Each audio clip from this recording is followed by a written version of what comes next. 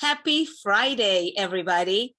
As we've done in the past few weeks, this is going to be a short video connecting a Torah story, a story from the Bible, with the concept of positive intelligence. This way, I am bringing both of my passions into one. So the story this week, following the Jewish calendar, is about Isaac giving the blessing for his two children. And by the way, I'm looking at the text here. It's called the Chumash. And with that, I'm going to just describe. Now, I could talk about the whole Torah portion, but that's not the purpose today.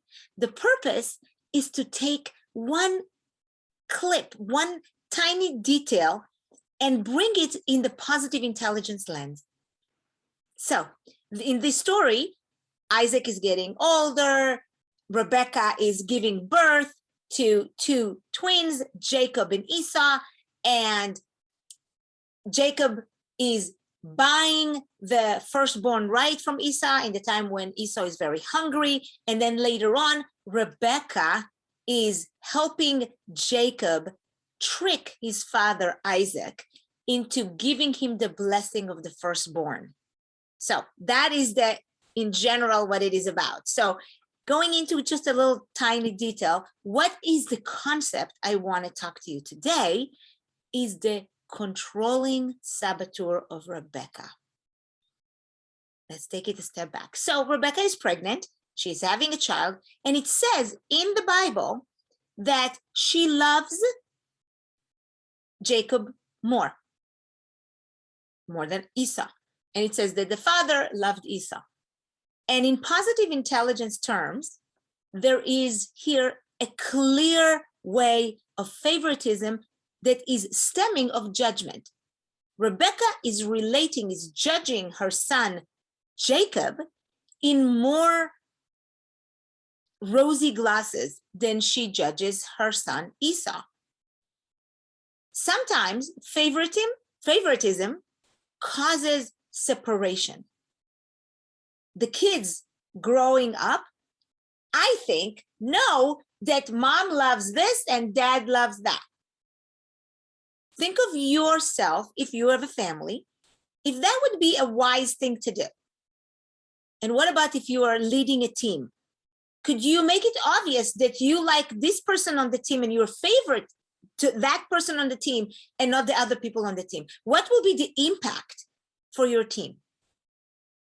So, number one, the judge saboteur, which, by the way, according to positive intelligence, is the universal judge.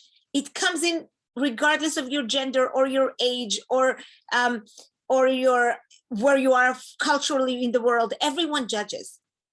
The awareness when we are judging and to decrease it, judging ourselves, judging other people, judging the surrounding, just judging the circumstances, is key to actually having a more positive, healthy, happy relationships.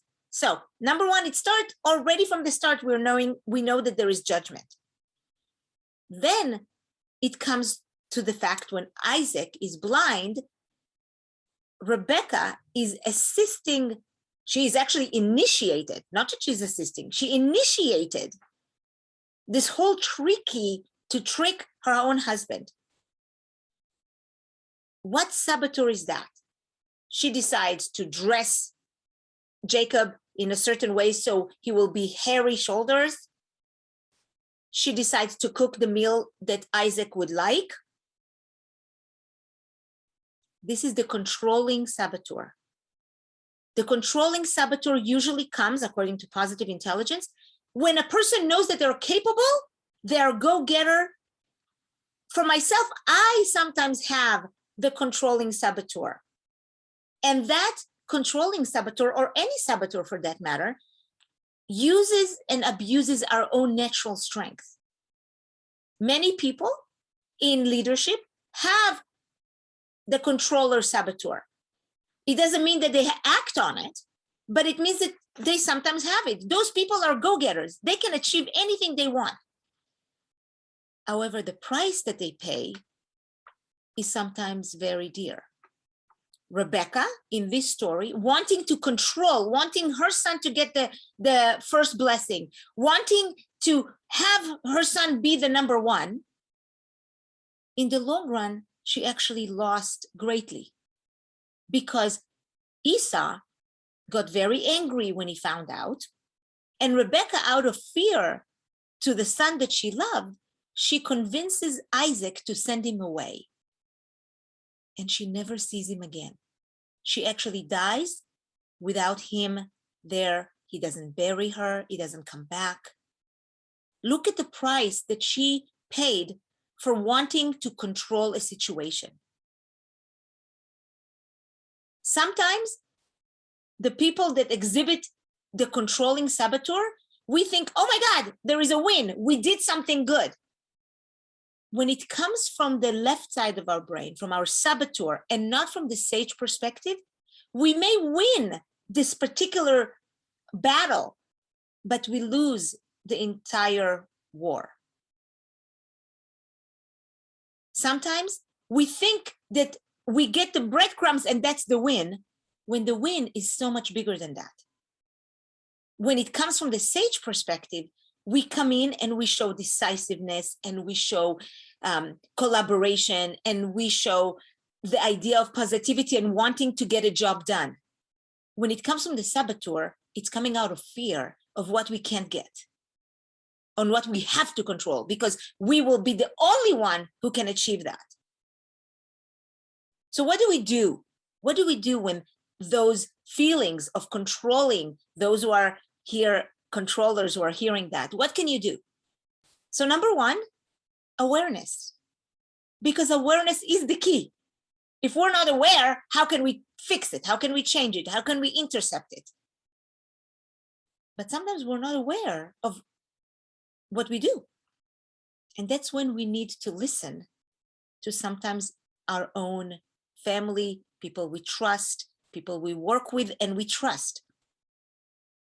And listening not only to their words, but listening to their actions.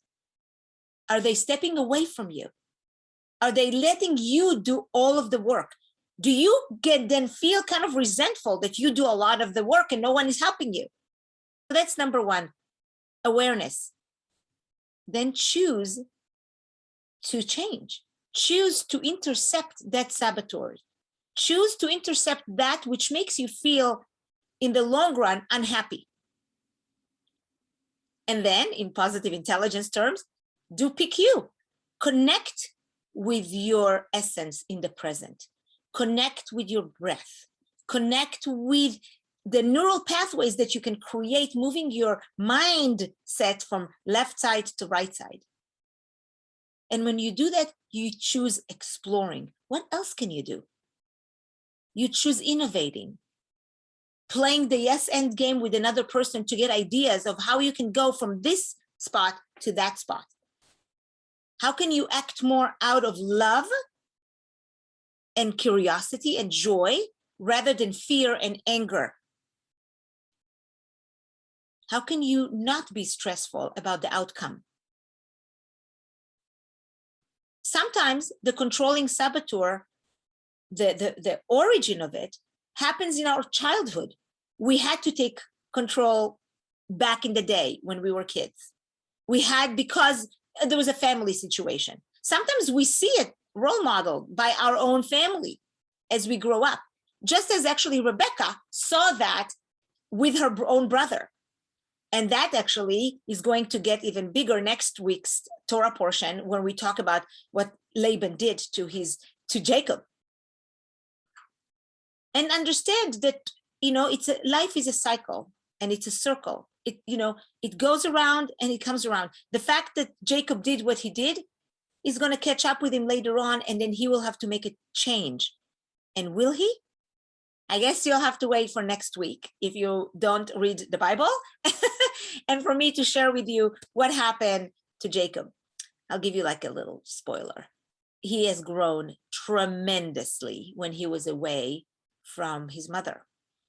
So this little nuggets and insights could help you not only in your family relationships with yourself, but also reflect it on the team that you work with, on the people that are around you, and see, do you use the controlling saboteur, or do you use the sage perspective of innovate, activate, be go-getter, have a target, but without leaving people behind you that are angry and upset, and then you lose the battle in the long run. Thank you so much for listening to Nuggets and Insights. See you next time.